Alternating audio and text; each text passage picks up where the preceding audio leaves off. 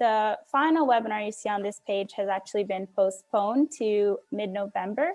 And this is a workshop on household energy and water resilience, which is hosted by the Hazard Mitigation and Resilience Plan team, which consists of UVI and VITEMA members, and also the Keep Safe Enterprise Group, which is a group based in Puerto Rico.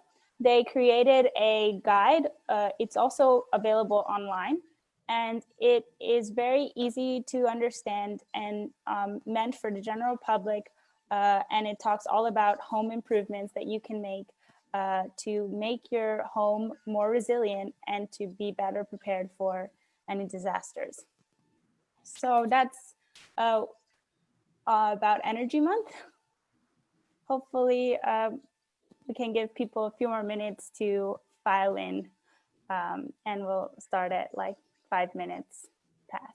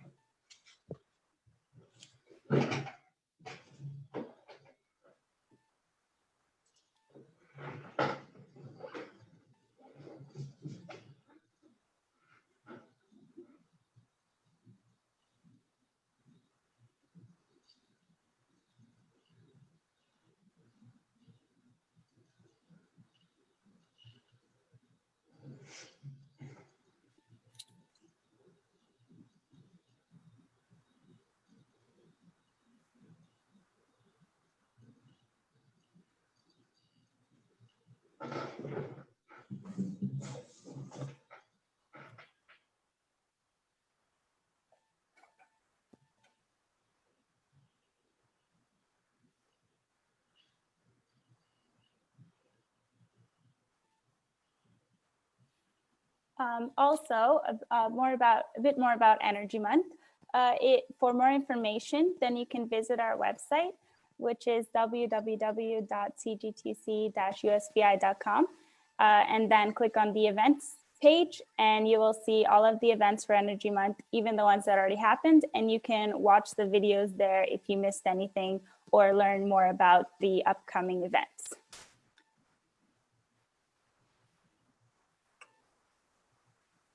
So let's go ahead and get started. So today we're going to be talking about powering through a blackout. To begin, I'll start by introducing myself. My name is Ariel Stoltz. I work at the Caribbean Green Technology Center at the University of the Virgin Islands. And I'm here with Dr. Greg Warnell. Hey, good morning, everyone. Good afternoon. My name is Greg Warnell. I'm the director of the Green Technology Center at the UVI. So this past month, we worked on creating a resource guide about powering through a blackout. And this guide includes a range of options for any budget to try and create ways to for what to do when the power goes out. So we talk about different renewable energy devices, batteries, how to use them, how to charge them, and really just giving you some ideas of what you can do to make yourself more resilient at the household level. So before we dive in, then just a few housekeeping rules for this webinar. So as hosts, we cannot see or hear you. But if you would like to ask us questions, please do. You can click on the Q&A box, and if you would like your question answered right away, such as a clarifying questions, please specify so that we can get to it. If not, we will take all the questions at the end of the presentation. In the meantime, you can chat using the chat button, but we will mainly answer the questions in the Q&A. Following the presentation, if you would like to ask a question in person, then you need to click the raise hand icon.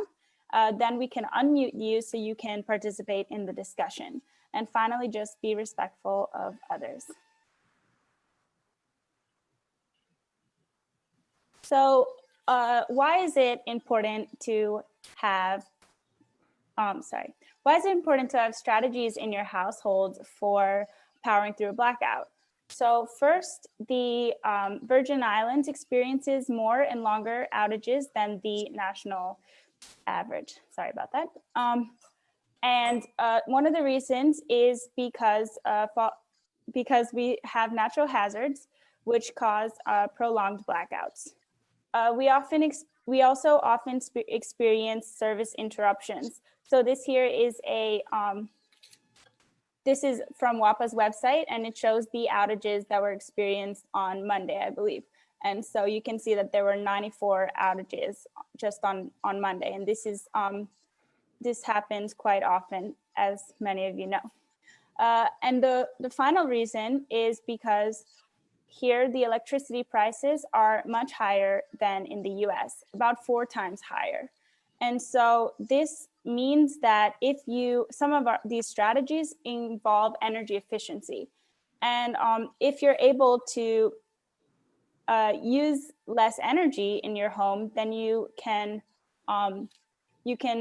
reduce oversizing in your system, whether that's a renewable energy system, whether that's a generator, or whether that's an array of batteries. And so this not only saves you money month after month, but also makes it easier during blackouts to make sure that you can sustain yourself. So because of all of those reasons, we have created a guide on small-scale renewable energy devices and batteries. And so here is the guide in print, and it's also available on our website, where you can see much of the same information and even a bit more. So in this webinar, we're going to go through everything that's mentioned in this handout and try and dig in and give you also some demonstrations of some of these devices. So to start, these are some things that you can do right now to go off grid. Sometimes all you might need is lighting, is your critical services. So one of those is going to be lighting. So there are some options like inflatable solar lanterns. There are LED light bulbs, which are powered by solar, and even outdoor motion sensor lights, which are also powered by solar. So these can be a really great option for giving you light when there is a blackout. Also, for communication, you may use a power bank that uses solar energy to charge something like your cell phone, which charges or anything that charges with a USB cable. Here we have a solar and hand crank radio with a flashlight and USB charging. And so this has multiple ways to get power to this device to make sure that you are caught up to date on anything going on during the blackout. So now I'm just going to pause and let Greg show you some of these devices. Yes, good afternoon, everyone. So this is an example of a little solar light. So there is a solar panel at the top. So the idea is you put it outside. There's a battery below this solar panel. There's a little battery that charges. And so at night, you can just turn it on and you have, some light in your house. Those little bubbles are great. They provide a lot of light. There's different models. This model here also has a solar panel on top and a battery inside. So you put those outside during the day and outside, and at night you have some light. Ariel talked about the crank radio. So this is an example of a cranked radio that you can charge by just pulling this crank here, and immediately you generate some power. You can also put it outside during the day for a fair amount of time. Say the whole day, you just leave it outside. There's a solar panel and a battery. The battery is inside.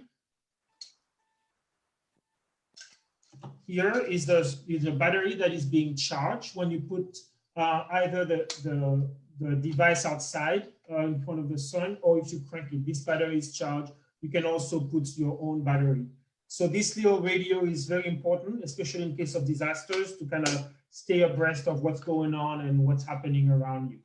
So those are some example. Another example is a little charger for your cell phone. So as you can see, it folds really well. You put it in your backpack or wherever, and then you need, to charge your cell phone or charge your mosquito zapper or anything like that.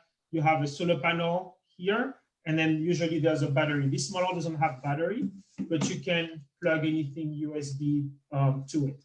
So those are some examples of items that you can use when there is no power outside, when there is no power, and you can still have access to communication, light, and other life-saving sort of measures. Thanks. So continuing on, another critical service is going to be water access. So one problem with when the power goes out is that we do not have access to the water in our cisterns. One solution to that is by using a solar water pump. So this example is actually a kit, which comes with solar panels, the connectors, a controller, and the pump. And later, Greg will show you like a design where you can create this yourself using the different components. Also, you may, showering, having hot water can be important. This solar shower uses the thermal energy of the sun to heat up the water, and then the height to give you a bit of water pressure. And finally, when the power is out, or especially during disasters, there can be a tendency for us to lose the ability to have drinking water, or not be able to go to the store, or to buy water, or the filter in your cistern may not work because there's no electricity. So although this filter is not a powered device, it is very important when the power goes out. The other critical service, it is critical, is comfort. And so making sure that you have some of those things that make sure that you can keep, be fine. So there's we have a mosquito zapper, fan, really any small device which charges with USB cable. You can use a power bank, whether it's a solar power bank or a regular power bank, to charge it. And so that can really help during any outages. So following up on what Aya was talking about, so here is an example of a pump that works on DC power. DC power means you can plug it directly to a battery. So you might not be able to see what's written, but they give you some characteristics. This pump here is 60 watts, and it probably uses the flow rate that you can get out of it is approximately a gallon per minute. You can get a bigger model, such as this one, which is a 2.5 gallon per minute, and it's almost 100 watts. So depending on what you can do, and Aya, we go into it in a second, depending on how much you can afford, but also what you're looking for and what you have in terms of battery, there's different type of pumps that you can use. And I will make a demonstration of how to use this pump later on. This here is an example of a little fan. There are bigger models, but here is a smaller fan that you can charge with a USB cable. This is very important. Yes, it's comfort, but it's also health.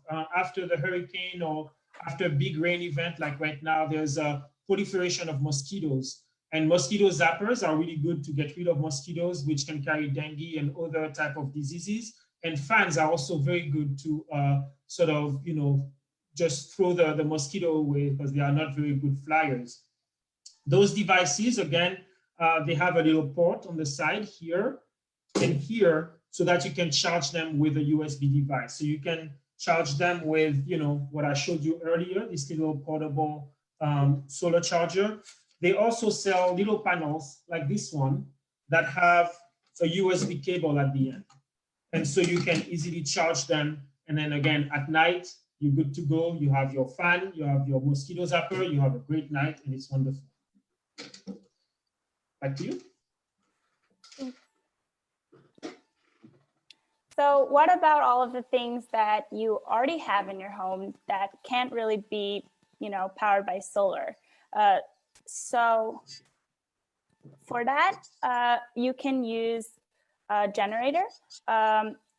But these do have some drawbacks in terms of they're quite expensive. They can be loud, and they're also powered by fossil fuels, which contributes to climate change and pollutes our environment. Sometimes it may be necessary to use a generator, especially if you want to power your entire home. But often you may need to just power a few lights, maybe the Wi-Fi, charge your laptop, possibly a mini fridge. So in this case, while you're waiting for the power to come back on, in this case, batteries can be a really great solution. So before we dive into more about batteries, we'll just, we'll cover the basics a bit. So learning about the different units so that when you are buying a battery, you can understand the label. So we're gonna go into lecture mode for a bit, but just bear with me. So here is an analogy that I find very helpful for understanding electricity. Electricity can be very hard to picture, but it's the flow of electrons. It's much easier for us to picture something like the flow of water in a hose. And so if we're imagining water in a hose, voltage would be the pressure or the potential of power of that hose. The potential force of that hose. The current is the flow of those moving electrons. And this is dictated by the size, something like the size of the hose. The smaller the hose, the less flow that you would have. And finally, resistance, which is something that we won't really talk about actually in terms of batteries, but it would be anything that's stopping the flow. So something like sand in the pipes. So just to reiterate some of those units. So amps or ampere is a unit of electrical current. And in batteries, we will often see this as amp hours. So this is a measure of the storage of the battery or the current capacity. The volts or the voltage is a unit of electrical potential difference. And so that's what I was saying, the pressure or the force in that hose. And you'll often see volts on the batteries, but you also may know that there's a standard voltage in your wall outlet. And in the US, that's 120 volts. Before I keep going to talking more about units, I just wanted to point out a safety note that to be careful when working with high voltages, but also with high amperage, as both of these can be very dangerous. Most of the batteries that we're talking about here, if you operate them correctly, it shouldn't be a problem. So continuing on, you've learned about volts and amps. Now we can talk about power. So power is measured in watts, which is volts times amps. And that would be the flow rate of the water. And so it's the instantaneous measure of what the water is doing at one moment. Whereas energy is the amount of water that ends up in the bucket. So it takes a few minutes to fill the bucket, and that is showing you the watt hours. So if it took an hour to fill the bucket, then that would be like 1 watt times 1 hour. You have 1 watt hour. So just to reiterate, watts is a unit of power, and it is voltage times the current. And kilowatt hours is a unit of energy. So we use it to measure electricity. And it is, in this case, kilo is 1,000 watts times 1 hour. So if you want to know the energy use of a device, then you have to know the watts of the device and also how long you're using it. So how many hours it's plugged in. So now here we can practice what we just learned. Let's read a battery. So you can see on this battery, it says 12 volts, which is a measure of the electric potential. And most batteries are going to be multiples of this 12. And you can also see the amp hours, which measures the current storage capacity. And so this battery has 120 amp hours. So if we want to know the energy stored in this battery, we multiply the voltage times the amp hours and we get the watt hours. This battery is 1,440 watt hours.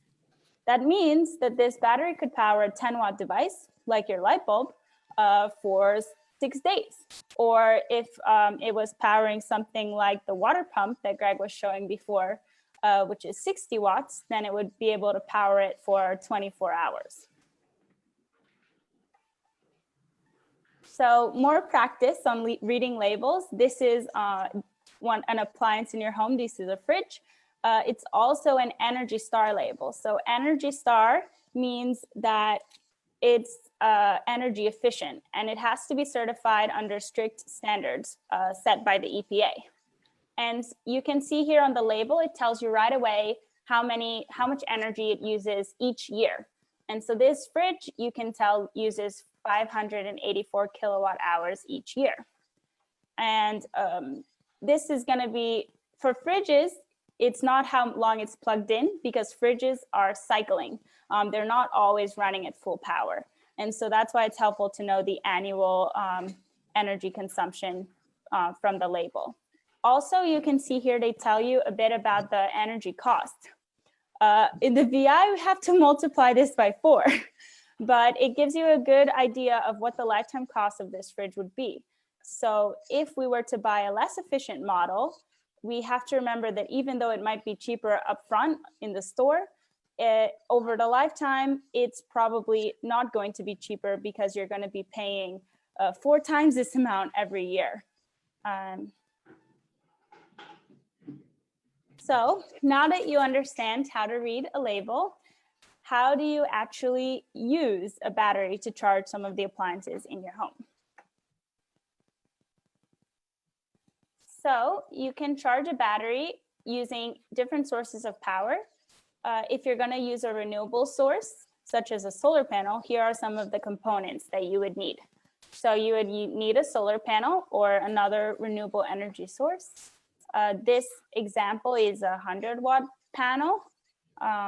You would also need a battery so that you can store that energy when the sun is not on, or when the sun is not shining. Because you also need, because the sun fluctuates over time, you also need a charge controller. So this is to protect the battery from those fluctuations, but also to ensure that it doesn't get overcharged or depleted while it's charging. So this is really protecting the battery so that it lasts a lot longer. And finally, when you want to plug in your device, you're going to need an inverter. Both the solar panel and the battery, they use direct current, which is called DC. But most of the devices in your home use alternating current, which is called AC. So this inverter is able to convert it to AC so that you can plug in your regular devices. You can also see that it looks like a wall outlet, which means it has the correct voltage as well. So it's 120 volts rather than the 12 volts of the battery. And so, yeah, this particular inverter, you can see it has this sine wave on it. This means that it's a bit more expensive, but it's also better for sensitive electronics. So it's called a pure sine wave inverter. So here's a system setup, but I'm going to let Greg show you a demonstration of how to set up this system. Yes, good afternoon again, everyone. So we're just going to show you how to set up the system that Ariel just showed you. So here is your panel, your solar panel. Usually in the back, and you won't be able to see it, but in the back of a solar panel, there's a little sort of sticker with a lot of information on it. And it will tell you, among other things, how much energy or how much power, maximum power this panel can produce. So in this case, this is a 30-watt solar panel. As I mentioned, there are bigger panels that you can put on your house that can generate 250 or 300 watts. It's best for this type of purposes where you create your little setup at home to use something that doesn't create power that can actually kill you. So this is a 30-watt solar panel. This is a deep cycle battery. It's written on it that it's a deep cycle battery, so it's more appropriate for the type of uses than using a car battery. And Ariel will talk about that in a second.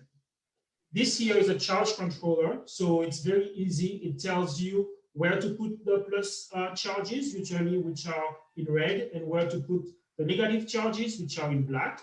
And it also tells you where to plug the batteries, where to plug the solar panel, and where to plug the inverter. So very, very easy to use and a must-have.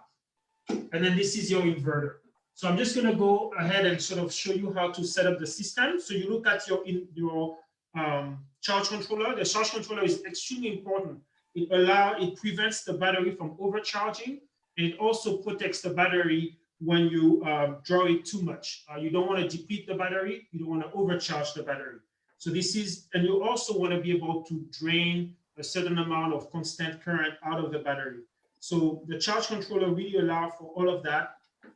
And it's a really nice tool to have. It's also not too expensive. So the first thing you do is you're going to set up, you're going to plug in the solar. Then you're going to plug in the battery. And again, on the charge controller, there are a lot of very clearly written instruction. So the negative is the black, the positive is the red. And what you have now is you have a battery being charged by the solar panel. So now you can sort of think about having different load. So if you were with us last week, you would have heard that batteries create what's called DC current, which is direct current. It's just a straight current coming out of batteries. So what you can do with those is you can power directly DC type tools, such as the pump that I showed you earlier. So this pump here, it's written DC 12 volt. So it takes DC current, so we can charge it. And so I will demonstrate to you that there's actually current coming out of it. I'm going to do a little experiment. This is a bucket full of water. So imagine that this is your system. And then this hose is just a little garden sort of device to water your plant, right? A watering can. So we're going to pump water out of your system, putting in a watering can, but you can also pump water out of your system to do whatever else. Right? And now we have water flowing directly because the pump is working, right?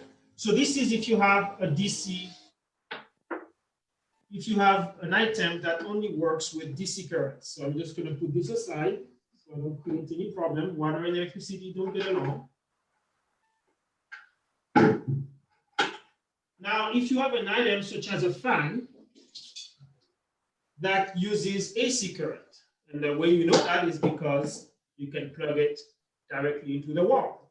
So what you need is you need to have an inverter. The inverter basically transforms your DC current out of your battery into AC current.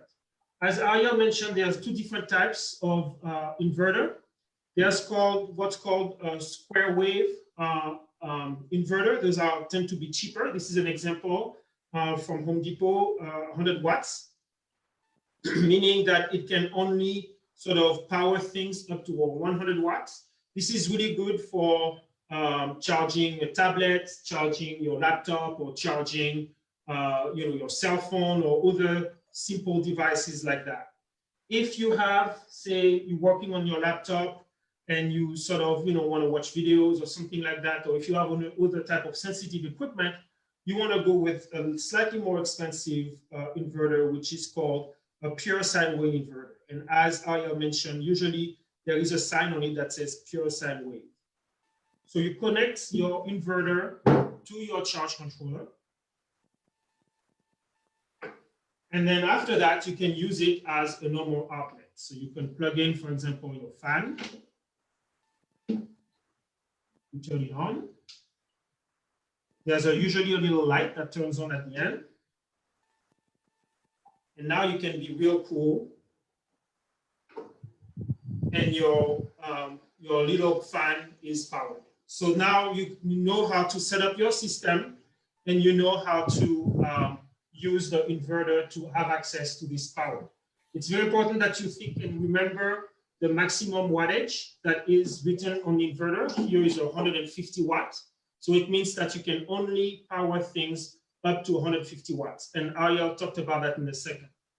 The last thing I want to say is that I forgot to talk about, so now that you pumped your water out of your cistern, you still don't have power, but you still want to take a shower. So these here are great little tools. So you fill them with water, then you close them, and then you just leave them outside for the whole day, up in the sun, and the water is going to get warm, and then you can then hang it and take a shower at the end of the day. So this is really nice, you know, when there's no power for a prolonged amount of time, and you worked outside all day, and you just want to take a nice warm shower. And you can shampoo and everything. There's enough water for that in this little device.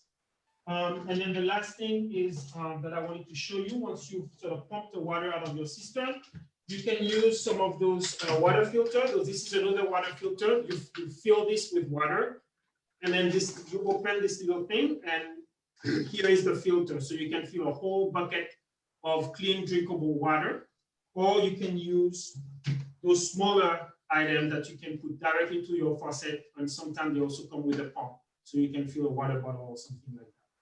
So anyway, so this is how you set up your system. Very simple. The main thing is this charge controller that you must have. And then after that, it's just following the direction that are on the charge controller. And then once you have your water, you can do all sort of great things and stay with that. Ariel? Thanks.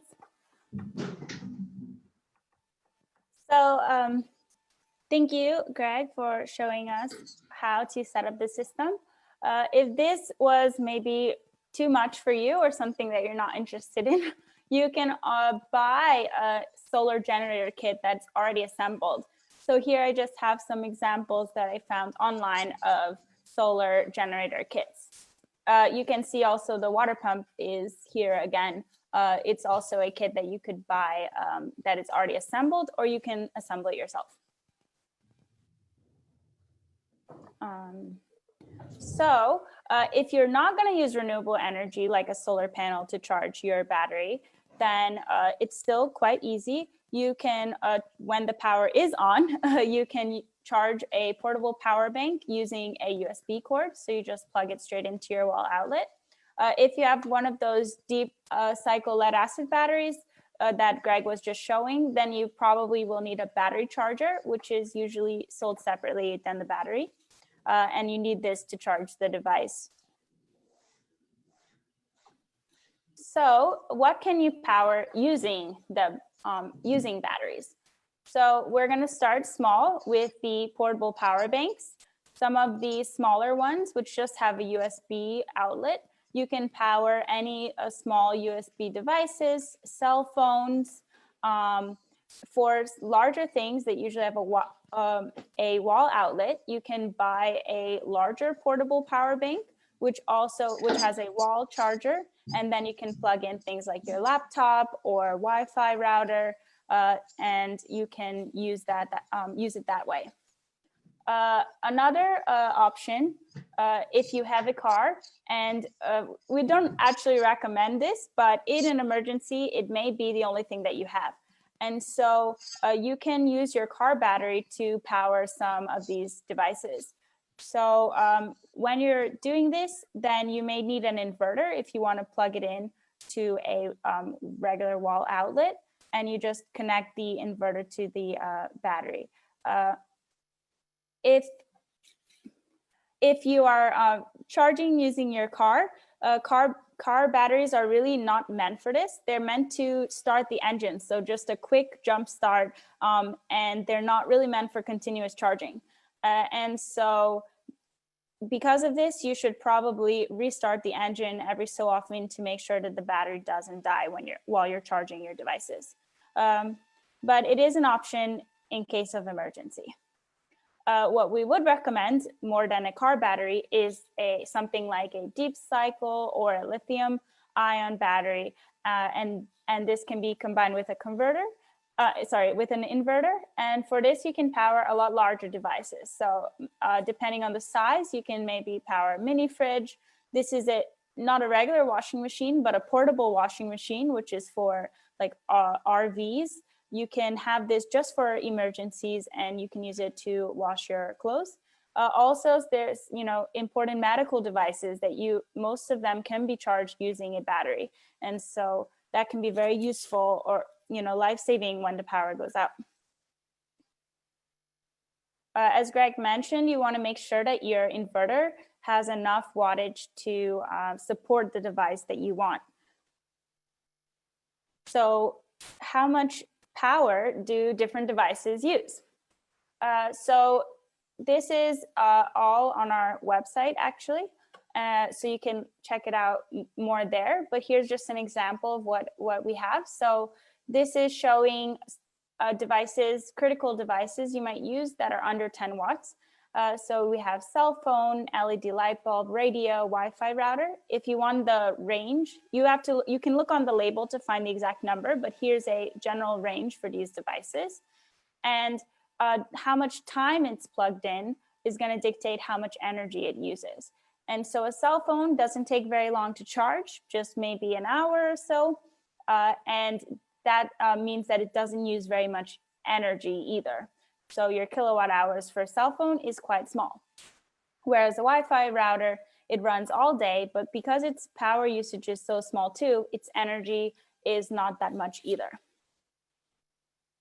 So here is a range of devices. So the smaller ones, and 1, 2, and 3, can mostly be powered with the battery setup that Greg had just showed you. If you're going to be powering some of these larger devices for longer, you may need to attach more solar panels so that it can charge, doesn't run out of charge. Or you can also attach more batteries to increase the amperage of it. These larger devices will probably not be supported by something like those batteries because they use such high wattage, and they also are plugged in for a long time, and so they use a lot of energy as well. Yeah, also, if you are interested in this, something like a home energy audit, just to get an idea of how much energy you use and what devices use the most so you can make changes, then you can just look at all the labels on your devices, think about how long you use each of them for, and then you just multiply that together and you get how much energy you're using for different devices. So we have an Excel sheet on our website, which kind of does this for you. It's just an estimate, but it can really help you to understand what's going on in your home. Just before we leave, I just wanted to reemphasize how, power outages, they are inconvenient, but in many cases they can be life-threatening. And so having some of these solutions like batteries can really help to save lives and can be used, if you need your medicine stored in a cold place like a fridge, you can have a mini fridge that is really just for those emergencies, or whether you need a wheelchair for mobility or machines for breathing. There are other examples I'm sure that you guys know about, but this can really help you to be able to support yourself during an outage. So thank you all for listening, and many of this information is on our website at /powering through a blackout. And in addition, we will be posting this video online, and so you can rewatch it if you need to. So yeah, guess that's all.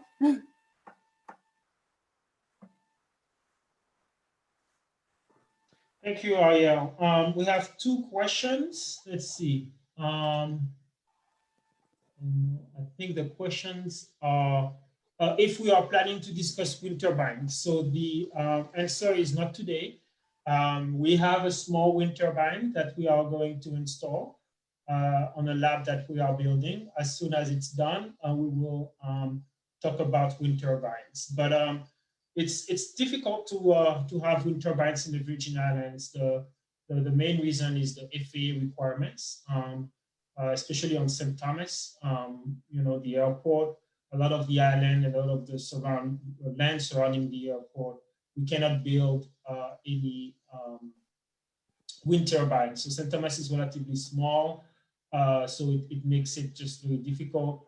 On St. Croix, there are some wind turbines because it's a bigger island.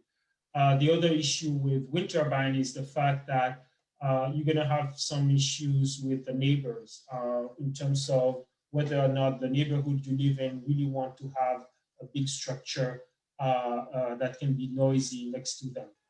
There's been some tremendous progress in wind turbine technology in terms of noise and preventing impact on birds, etc.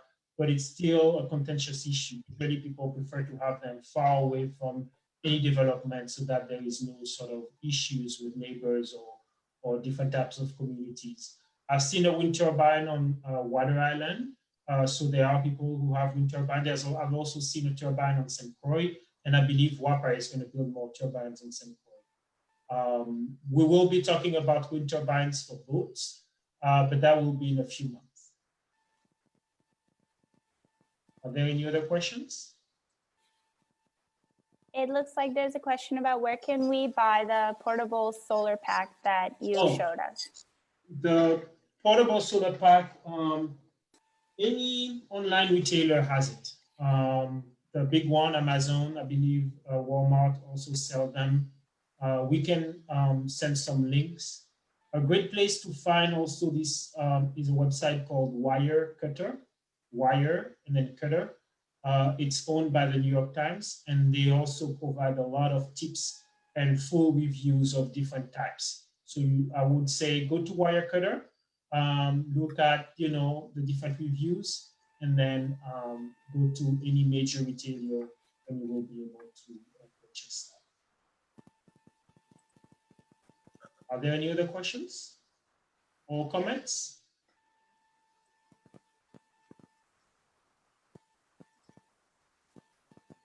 Our website is, so the question is, what is our website? So you can find a lot of this information on our website, as Ariel mentioned. And so our website is cgtc-usvi.com. So that's our website, cgtc-usvi.com. And you will be able to find the calculator that Ariel mentioned, the brochure that we talked about today, and a lot of cool information.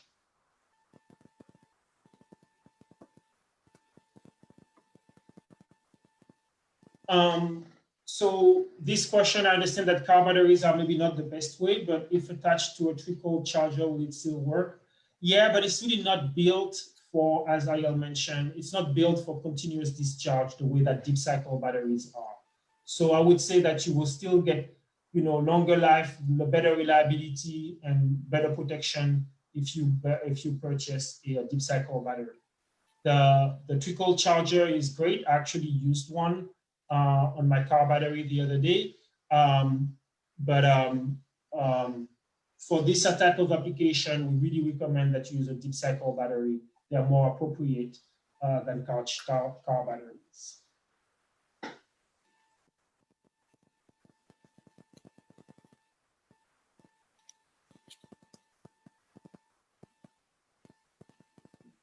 All right. Any more questions? So I have a question, Ariel. If there is a very long power outages and I need to, so you showed us a lot of things to sort of be comfortable at home, etc. What if I want to wash my clothes? Yeah, so we usually, if you were to use your washing machine, it uses a lot of electricity.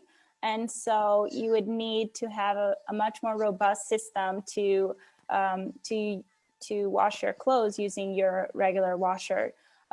You could also have a portable washer that you might use only for these situations. And so this would be something similar to what's used in RVs or travel, camping. And this uses a lot less energy. And so you can just use it powered by a battery and instead of having to have a full system or turn on your generator or something like that. Or yes, you can hand wash and dry outside. Solar dryer, use the sun. That's also an option, of course. So drying outside is great. Actually, the state of Hawaii made it very easy for people to dry outside. Some communities were against it because they felt that it was unsightly. But they passed a lot of the regulations to really sort of encourage people to dry outside. It's usually I dry my clothes outside. It takes 10 to 15 minutes to dry them because washing machines, traditional washing machines have great spin cycle. So really drying outside is something that I encourage a lot of you to do. It saves a lot of energy and it uses the power of the sun. And washing, I would leave to those who like it. I still, I still would recommend, if especially if you have any sort of disability or if you are pressed for time, those little washing machine that Ariel mentioned are real lifesavers. Yeah. In general, go ahead, Ariel.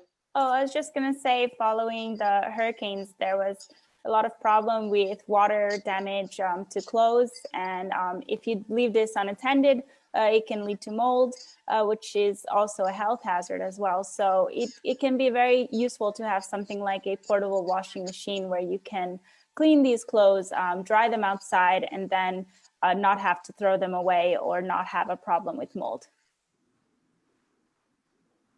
So if there's no more questions, the last thing I want to say is, you know, there is a lot of things that you can power yourself.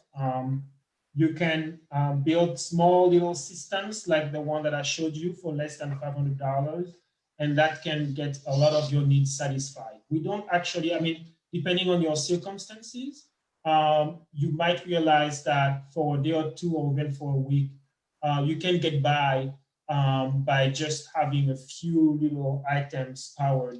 But you need to prepare for that and think ahead of time. So going back to what Aya was saying earlier, you know, as you know, hurricane season approaches next year, or even now, because we're still in hurricane season, a few months before, just sort of ask yourself, if power goes out for a month, what is it that I must have? And really spend some time thinking about it. Do some of the calculation that Ariel mentioned and purchase the appropriate solar panel and battery system, as well as, if necessary, an inverter, so that you can you know, get your needs satisfied. The best option is to have a full system, but even then, if you were with us last week, you had learned that there is a cost associated with it. You know, purchasing a system that satisfies every single one of your needs can be a very expensive proposition. So really think about, you know, what is it that you need? What is it that you need in a week or a month to survive and be comfortable and healthy, and then make the appropriate decision. But there's a lot of options right now, as we showed you today, to really be able to power through a blackout. Ariel, do you want to say something? Oh, I was just pulling up, like, for those who registered for this webinar, we asked you what's the most important thing in your home that you need to power. And so we can see some of the responses of like what people deem as quite important. One of those being a refrigerator, which makes a lot of sense because that's where you're able to have your food.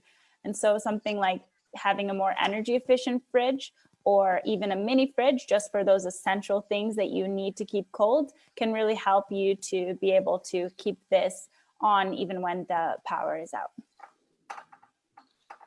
I would say also that I see a lot of people have answered home, which makes a lot of sense. But again, there's a cost benefit sort of analysis that you have to do to make the decision whether or not you want your entire home to be powered when things go wrong, say for a week or a month. A lot of people are mentioning water pump. So water pump are good. The issue with water pump is that when they run, they don't use that much power, but they use a lot of power just to kind of get started, kind of like a car. You know, they need that initial kick. So a lot of energy, you know, delivered at once just to get the water pump going. And then after that, you know, it's fine.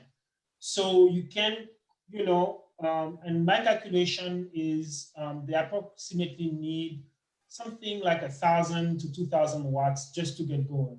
So you would have to have a quite big of a system in order to get your water pump going if you had, you know, solar power at home.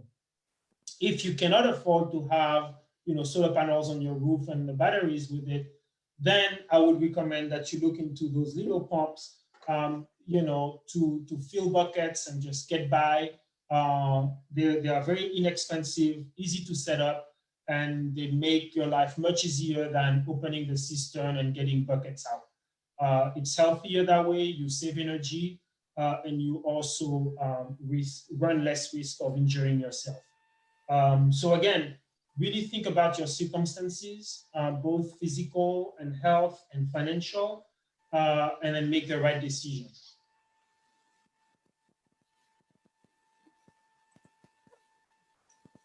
Well, I think if there are no more questions, then we should go ahead and finish now so that if anyone has like something at 1, then they have time to get to their next appointment. Yeah, thank you all for coming and for listening. And hopefully you learned some valuable tips here. And just to make sure that, if you have any of these devices, make sure they work before the power goes out, so that you're not just stuck with, something that should be working, but you haven't checked it. So that's just like last advice to give to anyone who's looking at some of these solutions. And actually, it's actually an important advice. So it's very important that you practice and that you get real familiar with those. In times of emergency, there is a lot of information coming at you. You also are your mind might not be super clear. So really practice, make sure you're familiar with this, do it many times. And the more you do it, you will realize that the more sort of things you will understand, and the more sort of not automated, but the more sort of intimate you will be with a lot of this. So if you were to purchase any of these devices, as Ariel mentioned, practice, use them, get familiar with them. It's very, very important that you do that. It's as important to purchase as to actually practicing and getting familiar with this. Because like I said, when things go wrong, when things are a little bit off, you will make a lot of mistakes. And we're talking about electricity. So there's always a safety risk that you have to be aware of. So practice, get familiar with it, and have fun. Okay, well, hopefully we'll see you on Monday for our final webinar of Energy Month. Bye. Bye, everyone.